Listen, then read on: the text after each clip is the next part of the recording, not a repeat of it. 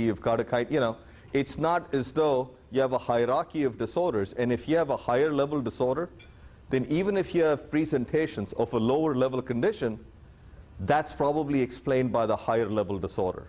That was the way we used to think, that if you've got significant anxiety, but you have schizophrenia, then you explain the anxiety on the basis of having schizophrenia. Now, no hierarchy, but DSM-3R did not know what to do with so-called comorbidity.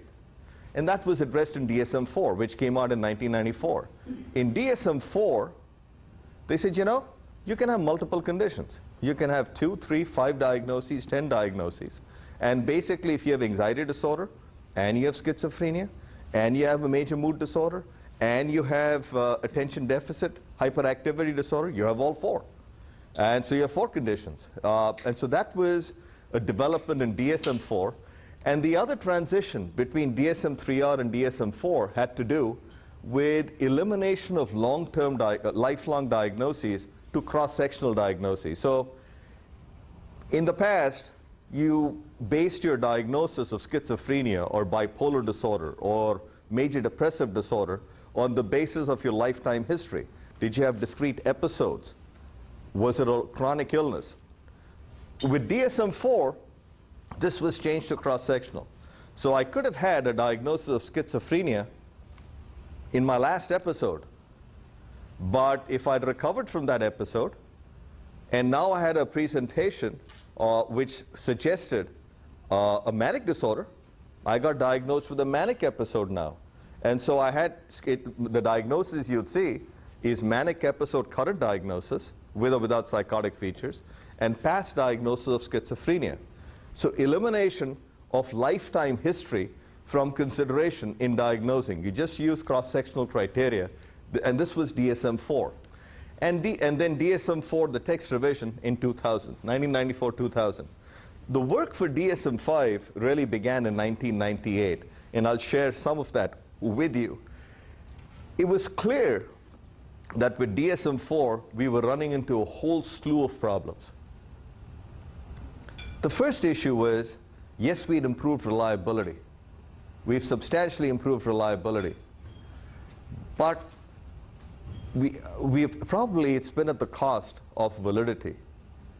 And what about the utility of making 10 different diagnoses in a single individual?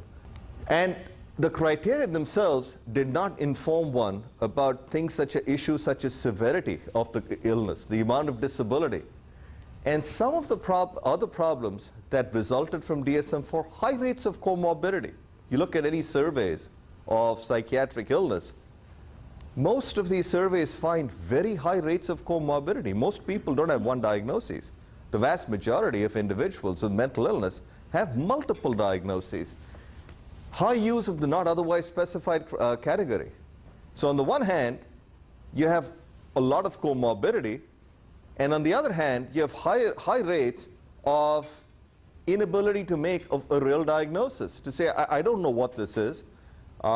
It's some condition that's relevant with some features of this, but I cannot really categorize it. Not specific for treatment. I mean, again, when DSM-3 was developed, the world of treatment was fairly straightforward. It was, if you had a psychotic disorder, antipsychotics. If you had a depressive disorder, antidepressants. If you had a bipolar disorder, a manic depressive insanity, mood stabilizers, lithium. At that time, it was lithium and maybe a little bit of Tegretol, carbamazepine, and Depakote. That's all you had at that time. If you had ADHD, stimulants. That's what you had at that time. And if you had neurotic disorders, psychotherapy. I mean, that was the way things were delineated at that time. There was a clear treatment implication. But now, you have all sorts of treatments that really are not restricted or defined by specific diagnostic categories. No lab marker, no lab test. Remember in the 1980s, again, if you harken back to 1980 when DSM-3 came into being, that was the era of the primacy of the dexamethasone suppression test as a specific diagnostic marker for depression. for melancholia, as Barney Carroll called it. And research has been hindered by all these problems. So as one thought about what to do with DSM-5 as we go ahead, we've learned a lot about the nature of different psychiatric disorders over the past couple of decades.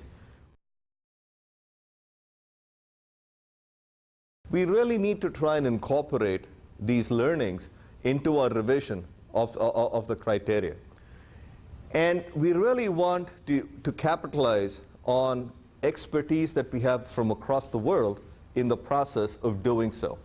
So if one thinks about some of the critical things that we started off with, and I'll share some of the challenges we've had as we've gone along with the process, we really wanted to make the classification system much more valid. It needs to be real. It needs to define some real entities, not this artificial we have 350 entities. Do we really believe that we have 350 distinct, defined psychiatric disorders, diseases, illnesses that we can distinguish from one another? We want to kind of make it more etiologically based. And essentially, we want to incorporate the significant amount of information that we've gleaned from different areas of study into our classification system. So, as I mentioned, planning for DSM-5 began in 1999. That's even before DSM-4TR came into being. And there were 3 initial work conferences, 6 white papers, gaps were identified. And from 2003 to 2008, my involvement with DSM-5 as a member of the Psychosis Disorders Work Group began in 2007. But long before that, there'd been a number of conferences. As you know, the APA, the American Psychiatric Association, is charged with development of DSM-5 and revisions of DSM-5. And the World Health Organization is responsible for classification of psychiatric disorders across the world and for development of ICD. In any event, these are a whole slew of conferences between the World Health Organization and the APA. The NIMH has actively participated in this process as well.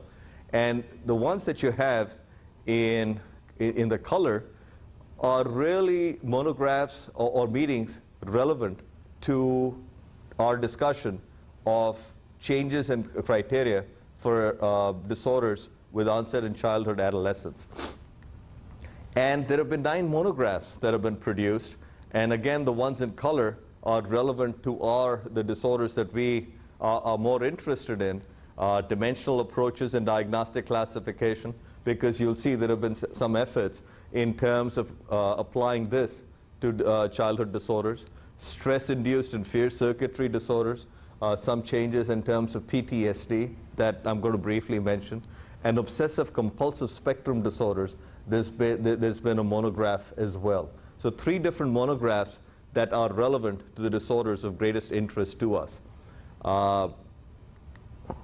And this is who was on this preparatory work groups, about 300 people from across the world, about half, a little more than half from our country, a little less than half from other countries, and essentially, let me actually go back here.